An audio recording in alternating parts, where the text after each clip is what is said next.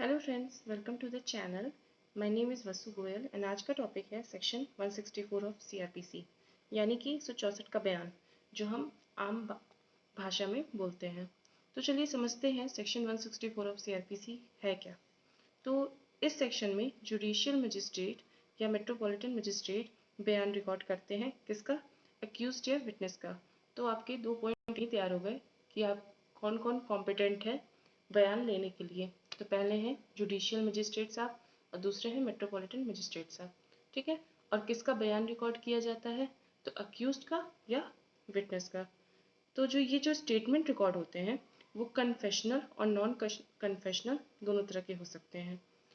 तो अब समझ लेते हैं कि ये दोनों स्टेटमेंट बोले जाते हैं। मतलब उसमें कोई कन्फेशन नहीं होता, नॉर्मली जो स्टेटमेंट दिए जाते हैं।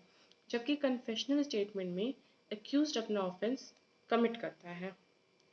कन्फेशनल स्टेटमेंट को एज अ सब्सटेंटिव एविडेंस इस्तेमाल किया जाता है बिना फॉर्मली प्रूफ के, जबकि नॉन कन्फेशनल स्टेटमेंट को एज अ सब्सटेंटिव एविडेंस की तरह यूज़ नहीं कर सकते हैं।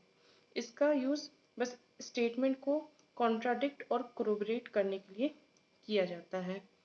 तो आई होप अब आपको दोनों तरह के स्टेटमेंट के बारे में पता चल गया होगा।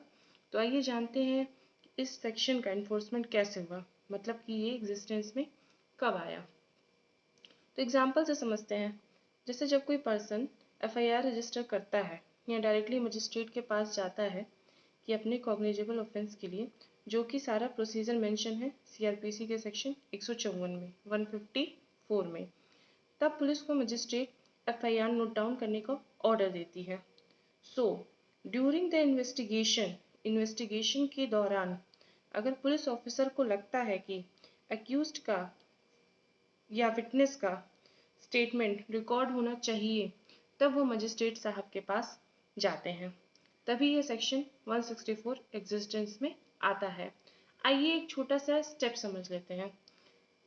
पहले फर्स्ट नंबर पे है इन्वेस्टिगेशन, फिर है इंक्वायरी, फिर है ट्रायल। जैसा कि आप बोर्ड पे देख सकते हैं, इन्वेस्टिगेशन जो एक नॉन जुडिशियल प्रोसेस है, इंक्वायरी जो कि जुडिशियल प्रोसेस है, और ट्रायल जो कि जुडिशियल प्रोसेस है। तो ये इसी क्रम में फॉलो होते हैं। पहले इन्वेस्टिगेशन होगी, फिर इंक्वायरी होगी, फिर ट्रायल होगा। ठीक है। आइए एक बार रिकॉल कर लेते हैं कि इन्वेस्टिगेशन किस सेक्शन के अंदर आता है। तो वो आता है section 2H of CrPC, inquiry 2G of CrPC, जबकि ट्रायल कहीं भी सीआरपीसी में डिफाइंड नहीं है। आगे बढ़ते हैं। तो ये सेक्शन इन्वेस्टिगेशन के टाइम पर ही यूज होता है, सेक्शन 164 जिसके बारे में हम बात कर रहे हैं। ठीक है। इंक्वायरी और ट्रायल के पहले चलिए जानते हैं कि सेक्शन 164 का इतना इम्पोर्टेंस क्यों है। तो रीज़न यही है कि सेक्शन 161 एंड 162 161 162 में जो भी बयान लिए जाते हैं वह पुलिस के सामने लिए जाते हैं। जैसा कि आप जानते हैं कि पुलिस के सामने जो बयान दिए जाते हैं वो एडमिसिबल नहीं है। और ये किस सेक्शन के अंदर आता है? ये section 25 of Indian evidence act के अंतर्गत ऐसा लिखा हुआ है कि वो पुलिस के सामने एडमिसिबल नहीं है। ठीक है।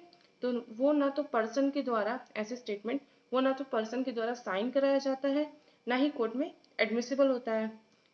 तो ऐसी सिचुएशन में अगर कोई स्टेटमेंट बहुत इंपॉर्टेंट लगता है पुलिस को, कि जैसे कि वो डायरेक्शन ही चेंज कर सकता है केस की, तो वो क्या करते हैं कि अक्यूज्ड या विटनेस को मजिस्ट्रेट साहब के पास ले जाते हैं, क्योंकि तभी एडमिसिबल होगा और केस में बहुत हेल्प मिलेगी। तो चलिए देखते हैं 164 के कुछ सबसेक्शन।